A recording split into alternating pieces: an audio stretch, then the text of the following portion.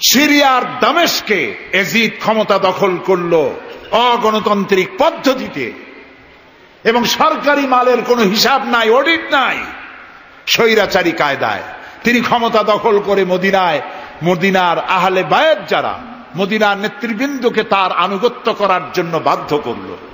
ইমাম হোসাইন যে মায়ের পেটে এসেছেন, যে পিতার পেটে জন্মে এসেছেন, যে নানার কোলে বড় হয়েছেন, তিনি কি এই দৃশ্য চোখে দেখতে পারেন? তিনি বললেন আমি কুফায় যাব।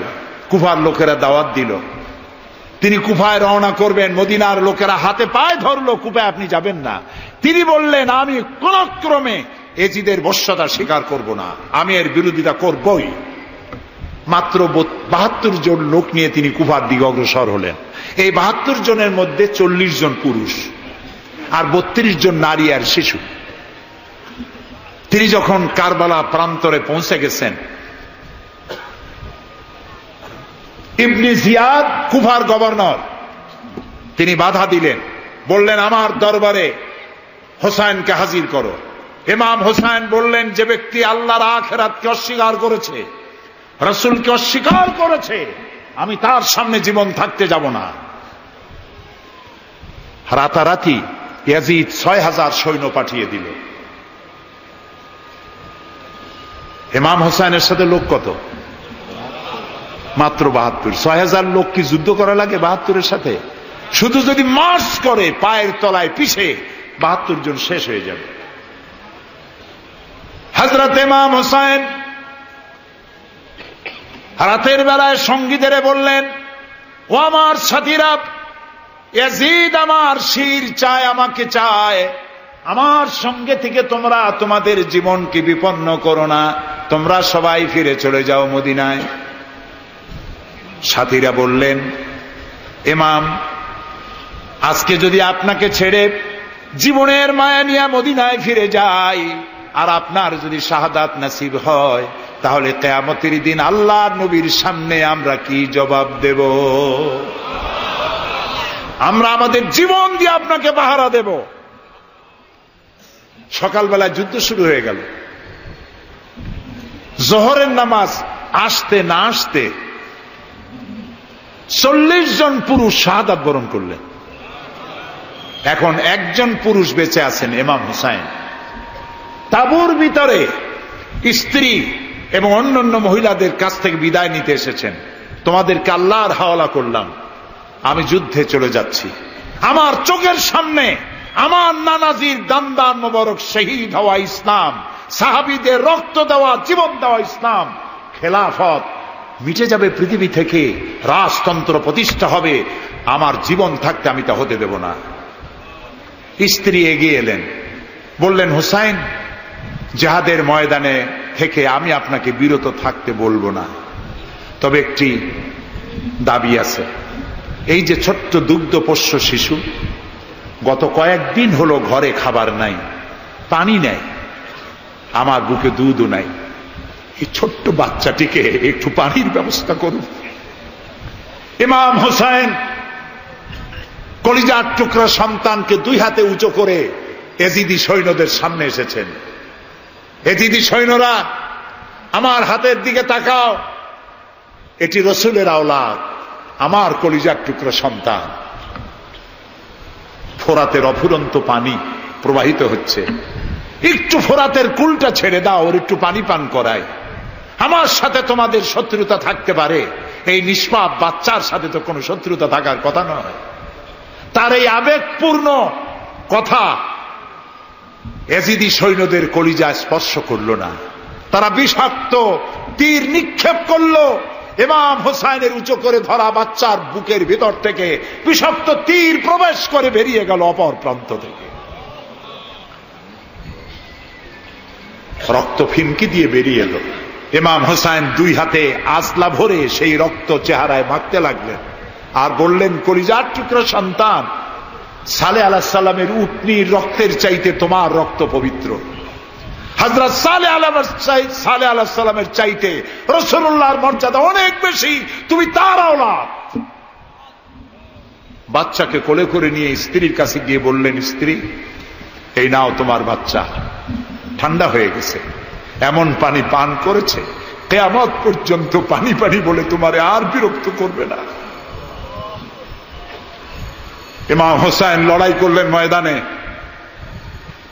বহু সংখ্যক সৈন্য হতাহত করে ফোরাতের কুল উন্মুক্ত করে ঘোড়ার পৃষ্ঠ থেকে নেমে এক আজদা পানি তুলেছেন, পানি পান করবেন। মুখের কাছে যখন আকণ্ঠ তৃষ্ণার্ত পিপাসার্ত হোসাইন মুখের কাছে পানি নিয়েছেন, হঠাৎ ভেসে উঠল মনের পর্দায়, একটু আগে আমার কলিজার টুকরা সন্তান এই পানির অভাবে চলে গেল। 40 জন মানুষ বিদায় হলো, এক ফোঁটা পানি দিতে পারলাম না, এই পানি আমি কেমনে খাই? হাতের থেকে পানি পড়ে গেল। অশ্বের পৃষ্ঠে আরোহণ করলেন, চতুর্দিক থেকে তীর আর তরবারি আসতে লাগলো। ইমাম হোসেন বললেন, থামো, একটু থামো, তোমরা কাকে তীরবিদ্ধ করছো? আমি কি তোমাদের রসুল মুহাম্মদ সাল্লাল্লাহু আলাইহি সাল্লামের নাতি নই? আমি কি তোমাদের রসুলের কলিজার টুকরা মা ফাতেমার নয়নের মণি নই? কেমন করে আমার গায়ে তোমরা তীর মারো? উম্মে সালমা, আমাদের মা উম্মে সালমা রাদিয়াল্লাহু তাআলা আনহা, সকাল বেলায় 11ই মুহররম সকাল বেলায় তিনি ঘরে বসে কাঁদতেছেন। কয়েকজন প্রতিবেশী মহিলা এসে বলছেন, মা আপনি কাঁদেন কেন? তিনি বলছেন, আজকে রাত্রে আমি স্বপ্নে দেখেছি রাসূলুল্লাহ আমার বাড়ি এসেছেন। আমি দেখতে পেলাম আল্লাহ রসুলের চোখ দিয়ে পানি পড়ছে, দাড়ি মোবারক ধুলা মাখা, বুক কাটা বলি। আমি জিজ্ঞেস করলাম, ইয়া রাসূলুল্লাহ আপনি কাঁদেন কেন? মুখখানা মলিন কেন? দাড়ি মোবারকে ধুলাবালি কেন? রাসূলুল্লাহ বললেন, উম্মে সালমা তুমি জানো না আমি এইমাত্র কারবালা থেকে এসেছি। আমি দেখে এলাম আমার কলিজার টুকরা হুসাইনের শির মোবারক তার দেহ থেকে বিচ্ছিন্ন করে ঘোড়ার পদতলি, ঘোড়া দিয়ে পদদলিত করা হয়েছে তার দেহ মোবারক। ইসলাম এত সহজে আসে নাই, অনেক রক্ত পাড়ি দিয়ে এসেছে ইসলাম। হযরতে হোসাইনের মস্তক মুবারক ইয়াজিদি সৈন্যরা একটা প্লেটে করে নিয়ে কুফার গভর্নর ইবনে জিয়াদের সামনে রেখেছে। ইবনে জিয়াদ চেয়ারে বসা, সিংহাসনে বসা, ইমাম হোসাইনের মস্তক মুবারক তার পায়ের কাছে রেখেছে। কলঙ্কিত ইতিহাস, কি করে আমি শুনাই আপনাদেরকে? ইবনে জিয়াদ চেয়ারে বসে পায়ের কাছে রাখা ইমাম হোসাইনের ঠোঁটের উপরে লাঠি দিয়ে নাড়তেছে। হযরত যায়েদ রাদিয়াল্লাহু তাআলা আনহু 80 বছর বয়স, তিনি বলছেন, ইবনে জিয়াদ এতক্ষণ যা করেছো মুখ বুজে সহ্য করেছি, কিন্তু এখন যেটা তুমি করতেছো পায়ের কাছে কার ব্যথা? তুমি যে ঠোঁটের উপরে লাঠি দিয়া নাড়তেছো, আমি যায়েদ আমি দেখেছি রাসূলুল্লাহ 1000 বার এই মুখের উপরে চুমা খেয়েছেন।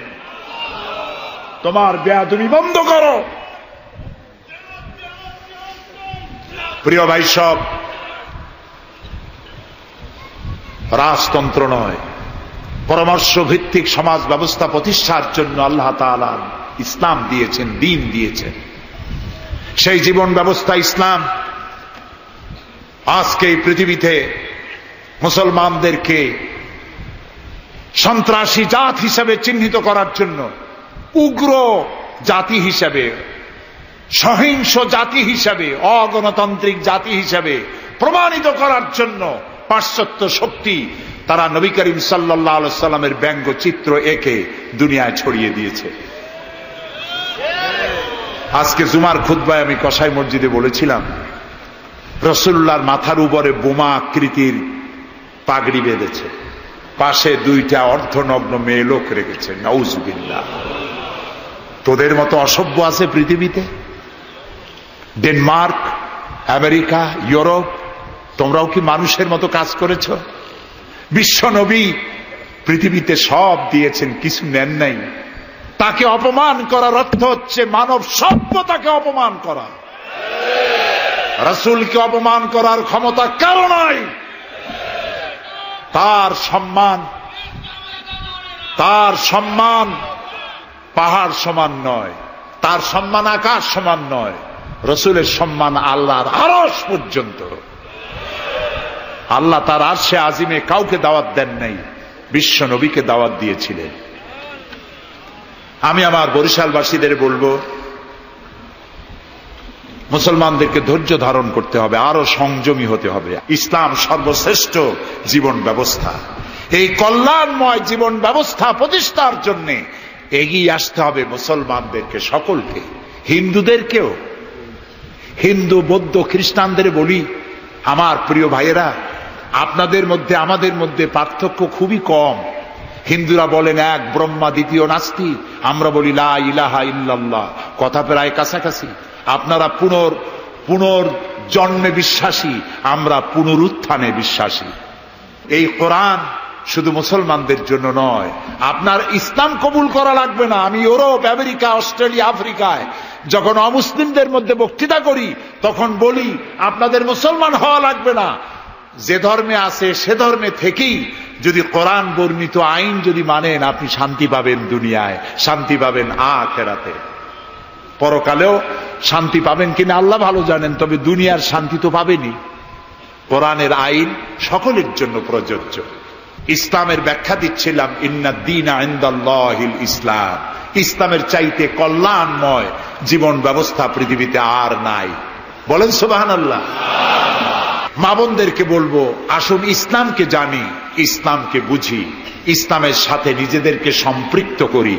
এটি শুধুমাত্র নামাজ, রোজা, হজ, যাকাতের ধর্ম নয়। নামাজ, রোজা, হজ, যাকাত সহ অর্থনীতি, সমাজনীতি, রাষ্ট্রনীতি সবকিছুর সমন্বয় একটা জীবনের স্কিম, একটি পরিকল্পনা যা দিয়েছেন আল্লাহ তাআলা। সুবহানাল্লাহ বলুন।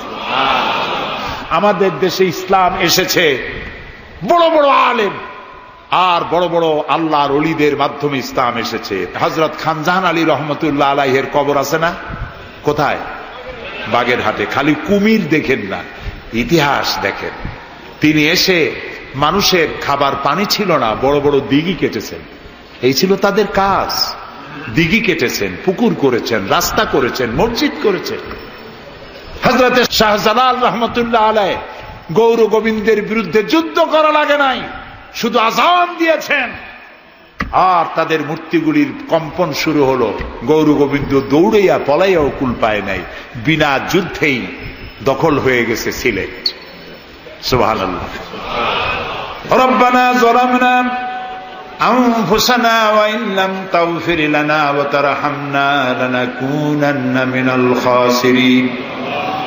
রব্বানা যালামনা আনফুসানা وَإِن لَّمْ تَغْفِرْ لَنَا وَتَرْحَمْنَا لَنَكُونَنَّ مِنَ الْخَاسِرِينَ।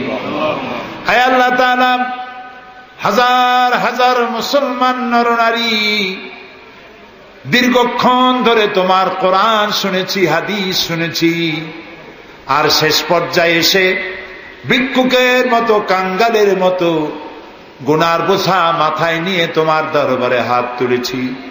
দয়া করে মেহেরবানি করে আমাদের জিন্দেগীর সমস্ত গুনাহ খাতাকে মাফ করে দাও।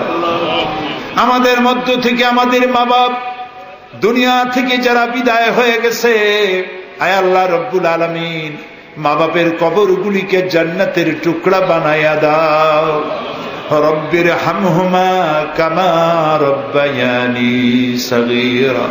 সবাই পড়েন, রব্বির হামহুমা কামা রব্বায়ানি সগীরা। আয় আল্লাহ রব্বুল আলামিন, জনম দুঃখিনী গর্ভধারিণী মা, যিনি না খেয়ে আমাদের মুখে, ক্রন্দন মুখে চুমা দিয়া, শত চুমা দিয়া হাসি ফুটাইছেন, না খেয়ে আমাদেরকে খাওয়াইছেন, আমরা না ঘুমানো পর্যন্ত ঘুমান নাই, এত কষ্ট করেছেন যেই মা, আল্লাহ কবরটাকে বেহেশত বানাইয়া দাও। বাপজান এত কষ্ট করলেন, বাড়ি ঘর বানাইয়া দিয়া খালি হাতে বিদায় হয়ে গেছেন, কোন হালতে আসি জানি না, আল্লাহ আব্বার কবরটাকে বেহেশত বানাইয়া দাও।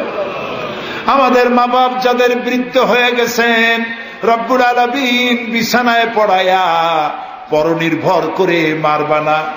আল্লাহ তাআলা স্বনির্ভর থাকাকালীন নিজে নিজে টয়লেটে যেতে পারেন, নিজের খাবার নিজে খেতে পারেন, দাঁড়াইয়া নামাজ পড়তে পারেন, নিজের কাপড় নিজে পরতে পারেন, এই অবস্থায়, সুস্থ অবস্থায় ইমানের সাথে উঠাইয়া নিও, বিছানায় ভালাইয়া রাখো না।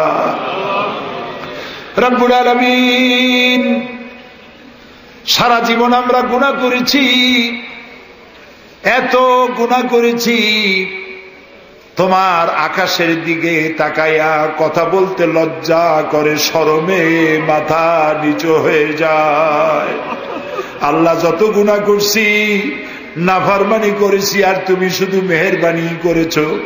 তুমি যদি আমাদের গোপন গুনাহগুলি জাহির করে দিতে, যৌবনকালের গুনাহ, জীবনের গুনাহ যদি সমাজের লোকেরা জানতো, স্ত্রী পুত্ররা জানতো, সম্মান দিত না।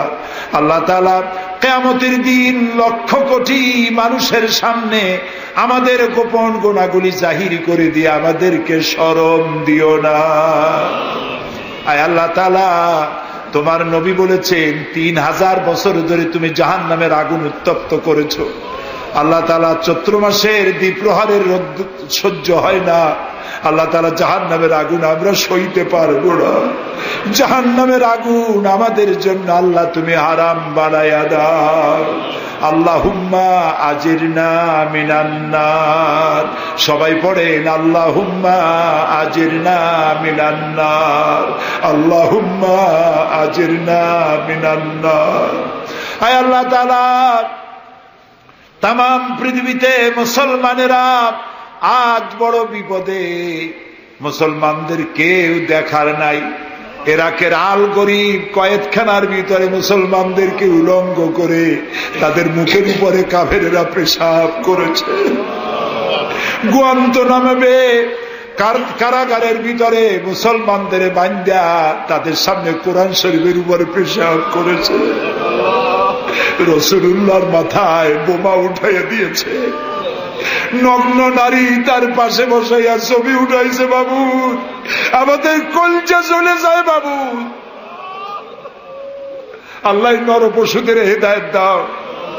আল্লাহ পরাশক্তির নামধারী তথাকথিত সভ্যতাকে আল্লাহ তুমি হেদায়েত দিয়া দাও।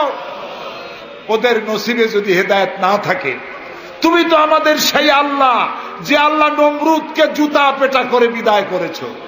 তুমি তো সেই আল্লাহ যে ফেরাউনকে চুবাইয়া মারছো। আল্লাহ, এই সভ্যতার দাবিদার গুলি যারা আমার রসুলকে অপমান করতেছে, মুসলমানদেরকে অপমান করছে, কোরআনকে অপমান করছে, ফেরাউনের মতো নমরুদের মতো জুতা মেরে ডুবাইয়া ধ্বংস করে গজব দিয়া বিদায় করে দাও। আল্লাহ, আমাদের এই শান্তিপূর্ণ দেশে যারা বোমা মারে, সন্ত্রাসী হামলা করে, ওদেরকে আমরা চিনি না, তুমি ভালো করে জানো ওরা কারা। আল্লাহ, ওদেরকে হেদায়েত করো, ওদেরকে তুমি ধরাইয়া দাও। ওদেরকে কারা টাকা দেয়, কারা বুদ্ধি দেয়, কারা পরিচালিত করে, তাদের চেহারা জনগণের সামনে উন্মোচিত করে দাও। তাদেরকে জনগণের সামনে ন্যাংটা করে দাও। আল্লাহ তাআলা, আমাদের এই সুন্দর দেশটির উপরে তুমি রহমত করো। আল্লাহ, তোমাকে বলবো না কাকে বলবো। পৃথিবীতে যত মুসলমান দেশ তুমি দিয়েছ, প্রত্যেক মুসলমান দেশের পাশে আরো 2-4টা মুসলমান দেশ আছে। তুমি আমাদের দিকে তাকায় দেখো তো আমাদের অবস্থাটা কি। আমরা কোথায় যাব? আমাদের তো পালাবারও জায়গা নাই। একদিকে সমুদ্র আর 3 দিকে কারা। আল্লাহ, তুমি এই বাংলাদেশটাকে দয়া করে হেফাজত করো। কারো তাবেদার বানাইও না, কোন পদসেবী পদলেহীদের গোলাম বানাইও না। আল্লাহ, এই দেশের মুসলমানদের মাথায় টুপি রাখা, মুখে দাড়ি রাখার পথে বিঘ্ন ঘটাইও না। মাদ্রাসাগুলি বন্ধ করে দিয়ে আমাদের দম বন্ধ করে দিও না। আল্লাহ তাআলা, এমন শক্তি ক্ষমতা এনো না যারা ইসলামকে অপমান করবে, আলেমদেরকে অমর্যাদা করবে, এমন লোকদেরকে কিয়ামত পর্যন্ত ক্ষমতা দিও না। আল্লাহুম্মা লা তারুদ্দানা খায়বিন, আল্লাহুম্মা লা তারুদ্দানা খায়বিন। আল্লাহ তাআলা, একেবারে কিছু না দিয়ে একেবারে খালি হাতে আমাদেরকে ফেরত দিও না বাবা। আমি কয়েক সেকেন্ড আপনাদের জন্য ছেড়ে দিলাম। মাথা নিচু করেন, চক্ষু বন্ধ করেন, কেঁদে কেঁদে মনের কথা আল্লাহরে বলেন। দোয়া কবুল হবে ইনশাআল্লাহ। কোরআনের মাহফিল, দোয়া কবুল হবে ইনশাআল্লাহ।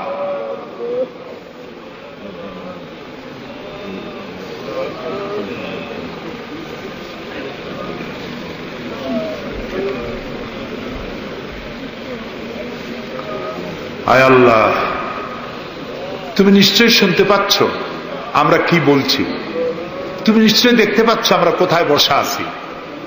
আল্লাহ তাআলা তুমি তাকিয়ে দেখো, তোমার অনেক বান্দীরা তারা বহু কষ্ট করে এসছেন। আল্লাহ তোমার বান্দীদের আরজি পুরা করো, মহিলাদের মা বোনদের ব্যাধি মাফ করো, যার সন্তান নাই নিঃসন্তানীকে সন্তান দাও, যাদের ছেলে মেয়ে বড় হয়েছে বিয়ে দিতে পারে না বিয়ের ব্যবস্থা করে দাও, রুজি রুটিতে যাদের অভাব অনটন আল্লাহ তাদের ব্যবস্থা করে দাও। আল্লাহ তাআলা আমাদের দেশে যারা নৈরাজ্য সৃষ্টি করতে চায়, অস্থির করতে চায় দেশটাকে, আল্লাহ তাদের হাত থেকে দেশটাকে রক্ষা করো। এই বরিশালের উপরে রহমত নাজিল করো। এখানে যারা ব্যবসা বাণিজ্য করে হালাল ভাবে ব্যবসায় বরকত দাও। এদেশে হিন্দু মুসলমান খ্রিস্টান বৌদ্ধ সাম্প্রদায়িক সম্প্রীতি নিয়ে বসবাস করার তৌফিক দান করে দাও। আলেম ওলামা পীর বুজুর্গদের মধ্যে মহব্বত কায়েম করে দাও। যারা আলেম ওলামাদের মধ্যে বিদ্বেষ সৃষ্টি ছড়ায়, যারা ইসলামী আন্দোলনের বিরুদ্ধে ফতোয়া দিয়া আল্লাহ তাআলা যারা বিঘ্ন ঘটাতে চায়, আল্লাহ দয়া করে তাদেরকেও হেদায়েত করো। অনেকে দোয়া চেয়েছেন, যিনি যেভাবে দোয়া চেয়েছেন তুমি জানো, তার দোয়া পূরণ করো। আল্লাহ তাআলা এই মাহফিলে জনগণকে সাহায্য করার তৌফিক দাও। আল ফারুক সোসাইটিকে কিয়ামত পর্যন্ত কবুল করে নাও। ربنا تقبل منا إنك أنت السميع العليم وتب علينا إنك أنت التواب الرحيم سبحان ربك رب العزة عما يصفون وسلام على المرسلين والحمد لله رب العالمين واجعل آخر كلامنا عند الموت لا إله إلا الله محمد رسول الله. السلام عليكم ورحمة الله.